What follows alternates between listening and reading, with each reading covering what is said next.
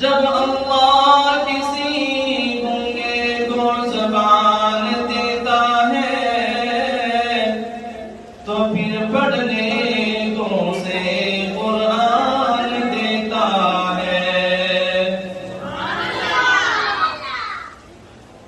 جب کسی گنگے کو اللہ زبان دیتا ہے تو پھر پڑھنے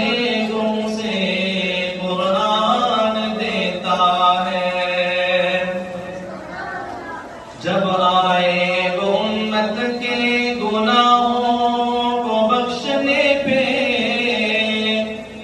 تو صدقے میں ماہ رمضان دیتا ہے۔ اس لیے ہم ان فیصلوں کو اپنا ماننے والے بنے کہ ہم اللہ کی طرف سے یہ فیصلے آ رہے ہیں اور ان فیصلوں کے اندر ہم رجوع اللہ کریں کہ ہمارا تعلق اللہ سے مضبوط ہو جائے۔ کپڑے گیلے ہوئے لیکن ہمارا ایمان گیلا نہ، ہمارا ایمان مضبوط ہوتا چلا جائے۔ ہمارا سر گیلا ہوا، ہمارا بدن گیلا ہوا لیکن اندر سے ایمان گیلا نہ، وہ ایمان مضبوط رہے۔ حضرت احمد لاہوری رحمۃ اللہ علیہ کو جیل کے اندر بند کر دیا گیا تو ان کو سرد خانے بند کیا گیا۔ سزا ہوتی ہے جیل کے اندر سرد خانہ، یعنی کہ آدمی کو ٹارچر کرتے ہیں سردی دے کر، سرد اس کے اندر سرد ٹھنڈ ہوتی ہے، یہ بھی ایک طرح کی سزا ہے۔ تو میں کہ جب ان کے پاس وہ جیل خانے کا وزیر مشیر جاتا اور پوچھتا حضرت جی سناؤ کیسی گزر رہی ہے، تو میں کہ الحمدللہ بہت اچھی گزر رہی ہے، اور وہاں بھی دھڑلے سے جملہ کہتے، بے بات اور نڈر ہو کر جملہ کہتے، تو میں کہ اے جیل والو تم میرے جسم کو ٹھنڈا کر سکتے ہو لیکن احمد لاہوری کے ایمان کو ٹھنڈا نہیں کر سکتے۔ ایسا ایمان مضبوط ہو جائے، گرم ہمارا ایمان ہو جائے، اور اس رمضان کے مہینے میں تو اللہ اس ایمان والے کی قیمت کو اور دوبارہ کر دیتے ہیں۔ ایمان والا جب یہ سانس لیتا ہے اس کے سانس کا مول لگتا ہے، ایمان والا جب آہ کرتا ہے اس کی آہ کا بھی مول لگتا ہے، اور اس کو بھوک لگتی ہے اس کا بھی مول لگتا ہے۔ جناب نبی کریم صلی اللہ علیہ وسلم نے فرمایا کہ جب روزے دار آدمی روزہ رکھتا ہے اور دن کے آخر میں پہنچتا ہے، جب 3-4 بجتے ہیں، اس کے منہ سے معدہ خالی ہونے کی وجہ سے یہ حمق سی نکلتی ہے، اور اللہ کے نبی نے فرمایا کہ وہ اللہ کو اتنی محبوب ہے کہ مشک اور عنبر سے زیادہ اس کو قیمتی بنا دیا۔ اس بھوک کو جو معدہ خالی ہونے کی وجہ سے منہ سے نکل رہی ہے اس کو مشک اور عنبر سے زیادہ اور قیمتی بنا دیا۔ اب اس میں کیا بھئی ہم اللہ سے تعلق کو جوڑیں کہ ہمارے اعمال سے اللہ اور اس کے رسول ہم سے راضی ہو جائے۔ توبہ کرنے والا بنے۔ اب بھئی یہ رمضان ہے، اس رمضان کو اس طریقے سے گزارا جائے کہ پتہ نہیں میرا یہ آخری رمضان ہے، آخری رمضان، اس کو پھونک پھونک کے ایک ایک دن کو، ایک ایک گھنٹے کو، ایک ایک منٹ کو پھونک پھونک کے گزارے۔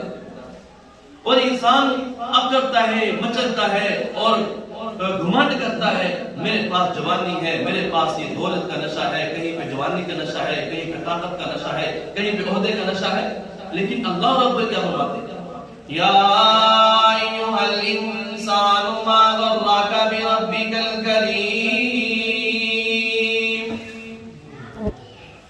اے انسان غرور کس بات کا کرتا ہے؟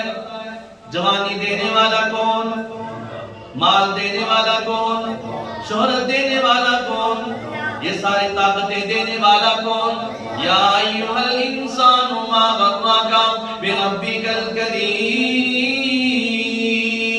رب العالمین اعلان فرماتے ہیں اے میرے بندے طاقت دینے والا میں ہوں، جوانی دینے والا میں ہوں، صحت دینے والا میں ہوں، تندرستی دینے والا میں ہوں، یہ دنیا کی تمام آسائش آرام دینے والا میں ہوں۔ تیرے پاس تو کچھ بھی نہ تھا، اگر میں رب العالمین یہ ماں کے پیٹ کے اندر تجھے نبی نہ پیدا کر دیتے، بتا تو دنیا کی طاقتوں کا زور لگا لیتا، تجھے کوئی بینائی دینے والا نظر نہ آتا۔ اگر تجھے ماں کے پیٹ کے اندر لنگڑا پیدا کر دیتا، تجھے میں بازو سے نہ نوازتا، تجھے میں آنکھیں نہ دیتا، تیرے میں سر کے اندر فال کر دیتا، تیرے میں کان میں کوئی فال کر دیتا، تیرے پاؤں میں فال کر دیتا۔ یا ایھا الانسان ما غرک بربک الکریم، اے میرے بندے غرور کس بات کا کرتا ہے؟ یہ زمین بھی میری ہے، آسمان بھی میرا ہے، زمین کے اندر رکنے والی اشیاء کا مالک بھی میں ہوں، آسمان سے اترنے والی اشیاء کا مالک بھی میں ہوں، تیرے پاس میں نے کچھ چھوڑا ہی نہیں ہے، تجھے تو میں نے آدھی دنیا کے اندر بھیجا، چند سال دنیا کے اندر رہے گا، میرا دیا ہوا کھائے گا، میرا دیا ہوا پہنے گا، میرا دیا ہوا پیے گا، اس کا مالک بھی میں ہوں، ایک عرصے کے لیے تجھے دنیا کے اندر مہلت دوں گا، اللہ دن میں کیا کروں گا؟ تو میں اپنے امتحان کی تیاری کر لینا، اپنی قبر کی تیاری کر لینا، اپنی آخرت کی تیاری کر لینا۔ جناب نبی کریم صلی اللہ علیہ وسلم کے صحابی حضرت عثمان بن عفان رضی اللہ تعالیٰ عنہ جب قبرستان جایا کرتے تھے، اتنا زاروں قطار سے رویا کرتے تھے، اتنا زاروں قطار سے رویا کرتے تھے، داڑھی مبارک تر ہو جایا کرتی تھی، ساتھ میں صحابی کہتے تھے او عثمان جتنا کیوں روتا ہے؟ اللہ کے نبی کا دماد تو بن گیا، ایک مرتبہ دماد نہیں بنا، دوہرا دماد بنا، بڑی بڑی مبارکیں تجھے مل گئی، تو رضی اللہ عنہ کا القاب تجھے مل گیا، تو صحابی رسول بن گیا۔ تو میں او میرے ساتھیوں اور میرے بھائیوں، اس قبر سے مجھے اس لیے ڈر لگتا ہے، آخرت کی منزلوں میں سے یہ پہلی منزل ہے، اگر یہاں کام ہو گیا، کامیاب ہو گیا تو آخرت میں کامیاب ہو جاؤں گا، اگر یہاں ناکام ہوا تو آخرت کی منزلوں کے اندر بڑا مشکل پیش آئے گی۔ عثمان بن عفان رضی اللہ تعالیٰ عنہ وہ صحابی رسول ہے، کیا کیا اللہ پاک نے کتنے کتنے انعامات سے نوازا، لیکن آج تیری میری حالت کیا ہے؟ یا ایھا الانسان، اے انسان سب کچھ دینے والا میں ہوں، اکڑ کس بات کی، تکبر کس بات کا، گھمنڈ کس بات کا کرتا ہے؟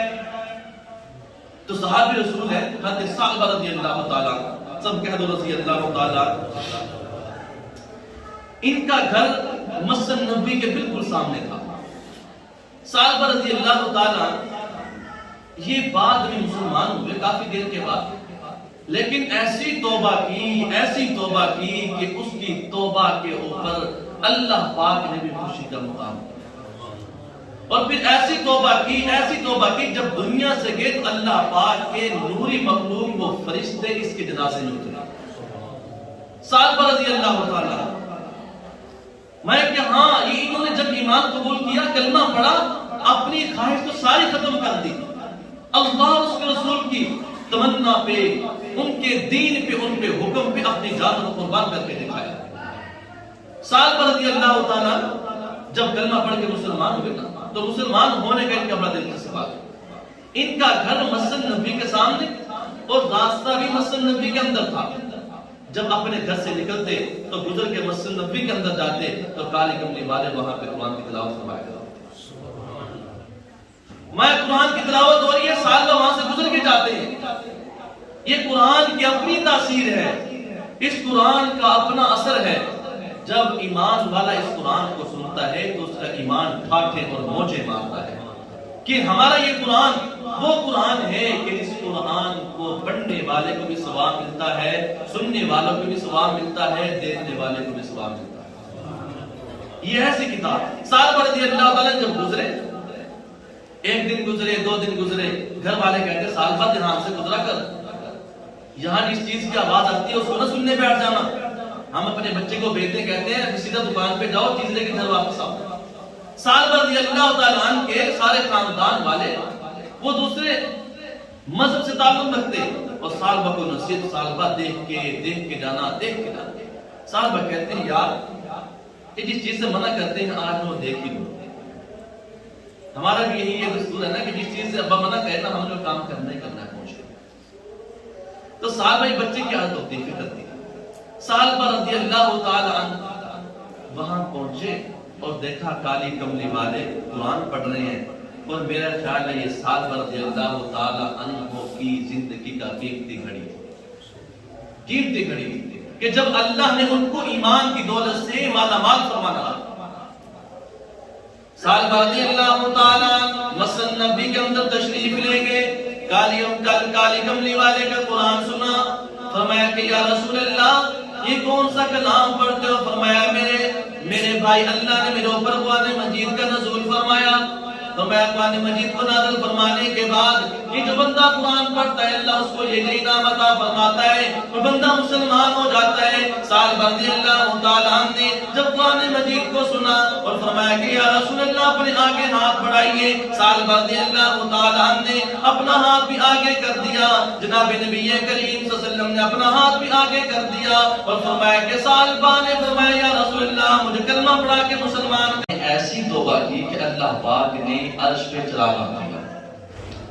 سالبہ رضی اللہ تعالیٰ عنہ جناب نبی کریم صلی اللہ علیہ وسلم کے ہاتھ پر بیعت کرتے ہیں اور مسلمان ہو جاتے ہیں۔ یہ ایک مرتبہ بازار میں جاتے ہیں، بازار میں جاتے جاتے دیکھتے ہیں کہ ان کی نظر غیر محرم پر پڑ جاتی ہے، عورت پر نظر پڑ جاتی ہے۔ جب غیر محرم پر نظر پڑی، انہوں نے وہیں پہ اپنی آنکھوں پہ ہاتھ رکھا اور اپنی آنکھوں کو مارنا شروع کر دیا۔ اسلام سے پہلے کیا تھا حال اور اسلام کے بعد کیا حال ہے؟ سالبہ رضی اللہ تعالیٰ وہیں پہ اپنی آنکھوں پہ ہاتھ رکھتے ہیں، اپنے آنکھوں گریبان سے نیچے گراتے ہیں، سالبہ تو ناپاک ہو گیا، سالبہ تو ناپاک ہو گیا، سالبہ تو ناپاک ہو گیا۔ یہ آوازیں لگا رہے ہیں، تو نے غیر محرم عورت کو دیکھ لیا، تو نے غیر محرم عورت کو دیکھ لیا، تو نے اللہ کے حکم کو توڑ دیا، تو نے نبی کے طریقے کو چھوڑ دیا۔ سالبہ رضی اللہ تعالیٰ عنہ یہ بازار کے اندر سے روتے ہوئے اپنے گھر میں آ جاتے ہیں۔ صحابہ کرام پوچھتے سالبہ کیا ہوا؟ جناب نبی کریم صلی اللہ علیہ وسلم کے سامنے نہیں آتے، میں اللہ کے نبی کو کیا چہرہ دکھاؤں گا، اللہ کے نبی کو کیا آنکھیں دکھاؤں گا، میری آنکھیں ناپاک ہو گئی، میں نے حرام کام کر لیا، میں نے گناہ کر لیا، میں نے اللہ کی نافرمانی کر لی، میں نے رسول اللہ کے طریقے کو چھوڑ دیا۔ اللہ اکبر، ایسے صحابی ایمان والے اللہ کے نبی کے دربار میں نہیں آئے، جنگل میں چلے گئے، تقریباً 40 دن لکھا ہے، 40 دن وہی جنگل کے اندر رہے۔ تو میں سالبہ اب تو نبی کے دربار میں نہ جانا، تیرا جسم بھی ناپاک ہو گیا، آنکھیں بھی ناپاک ہو گئی۔ اللہ اکبر، یہ سالبہ رضی اللہ تعالیٰ ایک مرتبہ عمر بن خطاب رضی اللہ تعالیٰ دوسرے صحابی جنگل میں جاتے ہیں، دیکھا ایک بکری چلانے والا بکریوں کا ریوڑ لے کے پھرتا نظر آتا ہے۔ پوچھا بھائی سالبہ کو دیکھا؟ سالبہ ہمیں نظر کوئی نہیں آ رہے، یہ ابھی نئے مسلمان ہوئے تھے، ابھی تھوڑا سا گناہ ہوا، چھوٹی سی اللہ کی نافرمانی ہوئی، لیکن نافرمانی کو نافرمانی سمجھا، اللہ کی نافرمانی کو گناہ سمجھا، نبی کے طریقے کو چھوڑ کے اس کو گناہ سمجھا، غیر محرم کی طرف آنکھیں کھول کے دیکھ لیا، ان کو گناہ سمجھا۔ کہنے لگا سالبہ تیری معافی کیسے ہوگی؟ سالبہ تجھے اللہ کیسے معاف کرے گا؟ جو بندہ بھی غیر محرم کی طرف آنکھیں اٹھا کے دیکھتا ہے، کل قیامت کے دن اس کے لیے اعلان یہ کر دیا گیا، اس کی آنکھوں میں یہ سیسا پکڑا کے ڈال دیا جائے گا، اس کی آنکھوں کو آگ کا بنا دیا جائے گا، اس کی آنکھوں کو جہنم کا ایندھن بنا دیا جائے گا۔ یہ تو غیر محرم کی طرف دیکھنے کا عذاب ہے۔ سالبہ رضی اللہ تعالیٰ اسی عذاب سے ڈر کر 40 دن روتے رہے۔ کہاں پہ جوانی تھی، کہاں پہ لباس تھا، کہاں پہ حسن تھا۔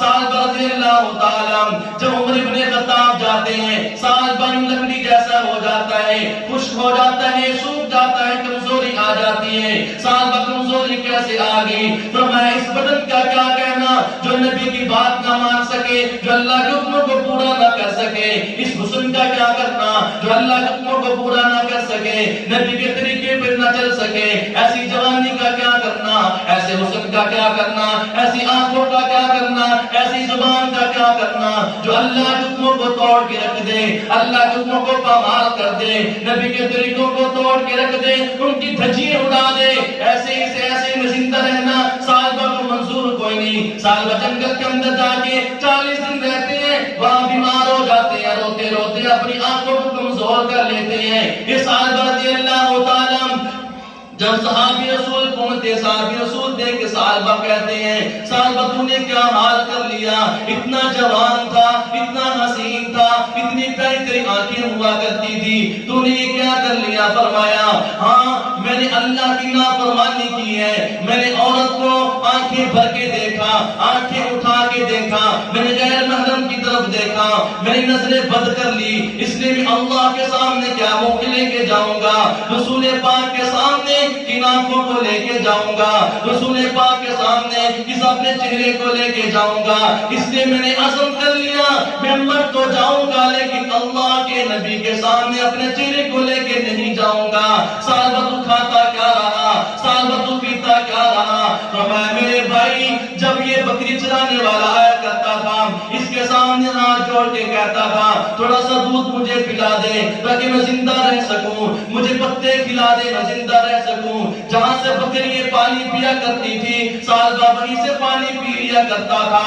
اللہ کے نافرمان بندے کو سال بھر اپنی بات کر رہے ہیں, اللہ کے نافرمان بندے کو اتنا اچھا پانی پینے کی اجازت کوئی نہیں. اچھا پانی پی کے کیا کرے گا, اللہ کی نافرمانی کر کے آ گیا. اچھا کھانا کھا کے کیا کرے گا, اللہ کی نافرمانی کر کے آ گیا. اچھا لباس پہن کے کیا کرے گا, اللہ کی نافرمانی کر کے آ گیا. اس حسن کا کیا کرے گا, اللہ کی نافرمانی کر کے آ گیا. فرمایا کہ صحابی اس کی منت سماجت کر کے مسجد نبی کے اندر لے کے آتے ہیں. فرمایا کہ جب مسجد نبی کے اندر پہنچتے ہیں کہتے ہیں میرے یارو میری ایک بات تو مان لینا, مجھے حضور کے سامنے پیش نہ کرنا. میں حضور کو کون سی آنکھیں دکھاؤں گا, میں ان آنکھوں کو لے کے حضور کے سامنے پیش کوئی نہیں ہو سکتا. صحابی نے بات کو مان لیا. فرمایا صالبہ تجھے ہم آخری صف میں کھڑا کریں گے, تجھے ہم آخری صف میں کھڑا کریں گے. صحابہ کہتے ہیں میں نے آپ کی بات کو مان لیا, چلو میں آپ کے ساتھ چلتا ہوں. جب آخری صف میں پہنچتے ہیں ادھر سے آواز آتی ہے یا ایھا الانسان ما غرک بربک الکریم. اے انسان تکبر کس بات پہ کرتا ہے, انسان تو ناز کس بات پہ کرتا ہے, تو گھمنڈ کس بات پہ کرتا ہے, فخر کس بات پہ کرتا ہے. اللہ کے نبی کی تلاوت کی آواز صالبہ کے کانوں میں پڑنی تھی, وہیں پہ غش کھا کر بے ہوش ہو کے گر جاتے ہیں, وہیں پہ چیخ مارتے ہیں. اللہ کے نبی کو چیخ کی آواز آتی ہے, سلام پھیرتے ہیں اور میرے صحابہ مجھے پتا چلا آج صالبہ مسجد نبی کے اندر آیا, نماز پڑھنے کے لیے آیا. صحابہ نے جب اس کو گرتے ہوئے کو دیکھا, اس کو اٹھا کے اس کے گھر میں پہنچا دیا. ایسا لیڈر ہوا کرتا ہے, ایسا امام ہوا کرتا ہے, ایسا رہبر رہنما ہوا کرتا ہے. امام الانبیاء, خطیب الانبیاء, فخر الانبیاء, کشف الدجى بلغ العلا لا يمكن الثنا. محمد مصطفیٰ صلی اللہ علیہ وسلم کو جب اطلاع ملی میرے شاگرد بیمار ہے, میرا مرید بیمار ہے, ایسا پیر ہوا کرتا ہے, میرا کارکن بیمار ہے, ایسا امام لیڈر ہوا کرتا ہے. امام نے کہا چلو صحابہ چلتے ہیں صالبہ کے گھر میں. اللہ اکبر, صالبہ کے گھر کی قسمت جاگ گئی. کالی کملی والا, مدینے والا, کالی کملی والا, آمنہ کا لخت جگر, وہ مکہ کا دودھ یتیم, عبد المطلب کا پوتا, میرے آپ کے حضور جب صالبہ کے گھر میں جاتے ہیں صالبہ اپنی آنکھوں پہ یوں ہاتھوں کو رکھ لیتے ہیں کہ اللہ کے نبی میری آنکھوں کو نہ دیکھنا, اللہ کے نبی میرے چہرے کو نہ دیکھنا. صالبہ کیا ہوا, صالبہ کیا ہوا؟ فرمایا کہ اللہ کے نبی میں نے غیر محرم کو دیکھ لیا, میں نے غیر عورت کو دیکھ لیا, میری آنکھیں اس کی طرف پڑ گئی تھی, آنکھیں نپاک ہو گئی, میرا منہ نپاک ہو گیا, اس لیے میں آپ کو دکھانے کے قابل نہ رہا. وہ سوچو تو صحیح, ہم بھی کلمہ پڑھنے والے, ہم بھی محمد کا دم بھرنے والے, ہم بھی نبی کا نام لینے والے, نبی کے عشق کے نعرے لگانے والے, جانے قربان کرنے والے, چھوٹی سی نافرمانی ہوئی, صالبہ کہاں تک اپنی توبہ کرانے کے لیے پہنچ گیا. صالبہ کہتے ہیں یا رسول اللہ جب تک توبہ قبول کوئی نہیں ہوتی, دنیا والوں کو اپنا چہرہ نہیں دکھاؤں گا, توبہ قبول نہیں ہوگی. اپنی آنکھوں کو کھول کے دنیا کو نہ دیکھوں گا, نہ کچھ کھاؤں گا نہ کچھ پیوں گا. تو میں صالبہ اللہ نے تیری توبہ کو قبول فرما لیا. یا ایھا الذین آمنوا توبوا الی اللہ توبۃ نصوحا. جب بندہ ارادے سے دل سے پکی توبہ کرتا ہے اللہ اس کی توبہ قبول فرما لیتا ہے. سال بعد تو نے ایسی توبہ کی, صرف معافی نہیں ملی, اللہ کے نبی کیا ملا پھر؟ میں اب آنکھیں کھولی, صالبہ مجھے آنکھیں تو دکھا. سبحان اللہ. یہ کون دیکھ رہے ہیں؟ ہمارے نبی اپنے صحابی کا چہرہ دیکھ رہے ہیں. سبحان اللہ, اپنے صحابی کا چہرہ دیکھ رہے ہیں. اور صالبہ رضی اللہ تعالیٰ اپنی آنکھوں پہ ہاتھ رکھ رہے ہیں اور حضور ان ہاتھوں کو ہٹا کے پیچھے کر رہے ہیں. صالبہ مجھے اپنا چہرہ دکھا. کیا اللہ کے نبی کے اوپر وحی اتر چکی تھی کہ سال بھر کے ہم نے توبہ قبول کر کے ہم نے ان کی خوش قسمتی کا اور ان کو سرٹیفکیٹ رضی اللہ تعالی عنہ کا دے دیا، جا کے نبی ان کو پیغام دے دو سال بعد تو بھی اللہ سے راضی ہو جا، اللہ تو سے راضی ہو چکا۔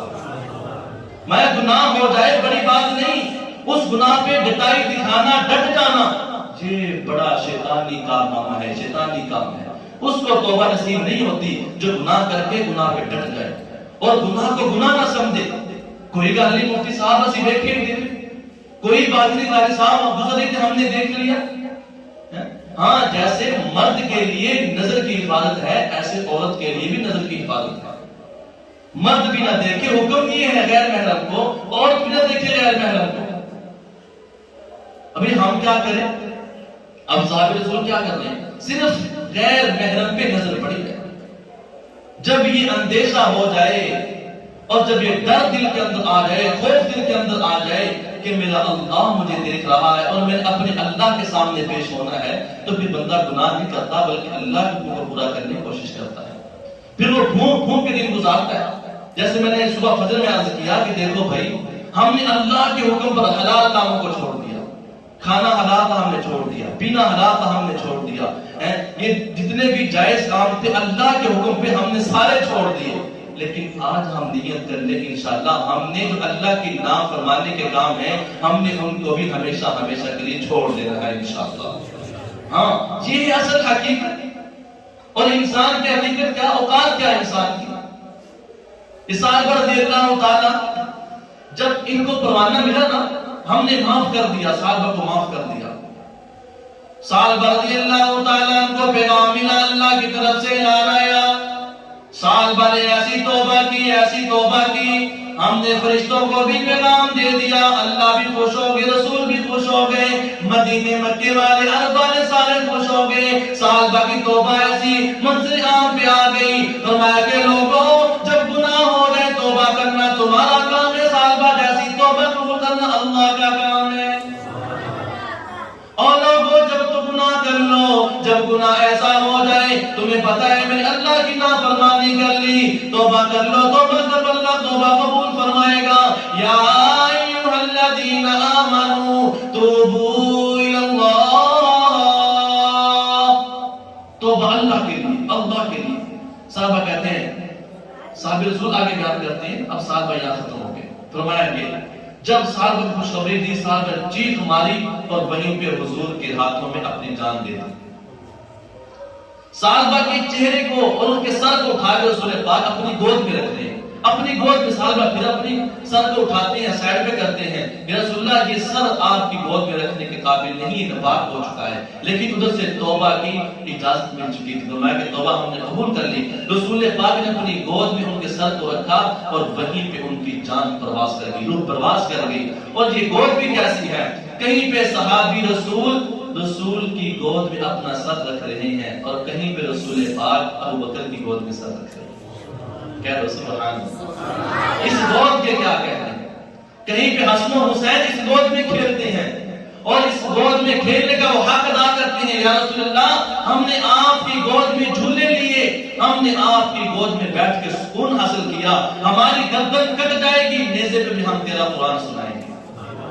یا رسول اللہ ہم نے آپ کے کندھے پہ سواری کی ہے، ہماری خاندان تو اجڑ جائے گا لیکن یا رسول اللہ آپ کی نافرمانی ہم زندگی بھر نہیں کریں گے انشاءاللہ۔ دیکھو وہ بھی تو صحابہ تھے جنہوں نے نبی کا کلمہ پڑھا اور دم بھر لیا، اور فرمایا کہ پھر جب ان کا جنازہ ہوا رسول پاک صلی اللہ علیہ وسلم ابھی ان کو نہلانے میں شریک ہیں، صحابہ کو کہتے ہیں صحابہ پیچھے ہاتھ جاؤ، محمد کس کے جسم کو ہاتھ لگنے دو، محمد کس کو ہاتھ لگنے دو، محمد اس کو دھوتا ہے، آج نہلاتا ہے۔ فرمایا کہ رسول پاک صلی اللہ علیہ وسلم نے صحابہ رضی اللہ تعالیٰ عنہ کو غسل دیا، پھر فرمایا کہ صحابہ تم پیچھے ہٹ جاؤ، صحابہ کو غسل بھی دے دیا۔ اب کفن کی باری آ گئی، کفن بھی خود اللہ کے نبی نے دے دیا۔ جب جنازے کی باری آئی، چار پہ کو اٹھایا گیا، اللہ کے نبی ایک قدم ادھر رکھتے ہیں، ایک قدم ادھر رکھتے ہیں، پھر ایسے ایسے یوں چلتے صحابہ پوچھنے لگے یا رسول اللہ کالے کفنی والے میں اور آپ میرے ابا جان آپ پر قربان جائیں، آپ بتائیے کیا معاملہ ہوا؟ فرمایا کہ میرے صحابہ تمہیں ابھی پتہ نہیں چلا کیا ہوا؟ فرمایا کہ نہیں یا رسول اللہ ہمیں تو کوئی علم نہیں ہے، آپ کیوں ایسے چل رہے ہیں، ایک قدم آپ ادھر رکھتے ہیں ایک قدم آپ ادھر رکھتے ہیں۔ تو میں کہ میرے صحابہ اللہ نے سالبہ کی توبہ کو ایسا قبول کیا، اللہ نے فرشتوں کو جنازہ پڑھنے کے لیے اتار دیا۔ ایسی توبہ ہو جائے کہ اللہ بھی راضی ہو جائے اور مصطفیٰ بھی راضی ہو جائے اور ہمارے سارے گناہوں کے اوپر اللہ صحیح قلم پھیر دے، لے بندے میں نے معاف کر دیا۔ یہ کیسے ہوگا کہ جب ہم نیت کر لیں گے انشاءاللہ کہ ہم نے بے جھوٹ نہیں بولنا، کہہ دو انشاءاللہ ہم نے جھوٹ نہیں بولنا، ہم نے چغلی نہیں کرنی، ہم نے غیبت نہیں کرنی ہے، اور ہم نے اسی طرح ناجائز اللہ کی نافرمانی والے کام جتنے بھی ہیں ہم نے نہیں کرنے انشاءاللہ۔ تو اس طریقے سے جب ہماری زندگی گزرے گی انشاءاللہ ہم اس حال میں اللہ کے سامنے پیش ہوں گے، وہ قبر مٹی نہیں رہے گی، اللہ اس کو جنت کا ٹھکانہ بنا دے گا انشاءاللہ۔ پھر وہ کہتے ہیں کہ جب یہ محمد کا غلام قبر میں آتا ہے تو اللہ اس کے کفن کو میلا ہونے سے بچاتا ہے۔ ہاں وہ تب ہی ہوگا جب ہم اللہ کے حکموں کو نبی کے طریقے پورا کرنے والے بنے۔